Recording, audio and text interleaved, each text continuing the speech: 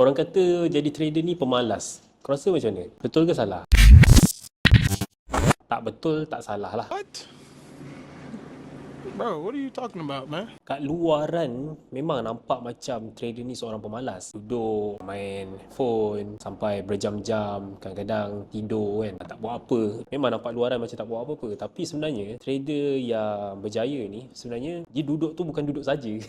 Dia duduk tu tengah tunggu setup, tengah buat analisis, otak dia tu tengah berfikir macam mana nak entry, macam mana nak kira dia punya risiko. Kalau dah entry pula, dia tengah tanggung satu bebanan emosi, rasa takut, rasa gelabah. Semua tu kita tak nampak sebab itu dalaman, bukan luaran yang mana orang biasa buat kerja angkat benda berat, memasak ke, menulis ke apa kan. Melainkan trader tu memang seorang yang pemalas. Dah lah trade tu memang kerja dia tak berat, tapi nak buat analisis pun malas kan. Buka market, rasa nak entry, terus tekan entry, lalas loss. Kalau korang malas, so korang akan dapatlah result profit yang malas-malas tu. Tapi kalau korang rajin, korang akan dapat result yang gempak-gempak lah. So kalau korang nak lagi banyak tips tentang trading, jangan lupa like, komen dan share. Pakai chat.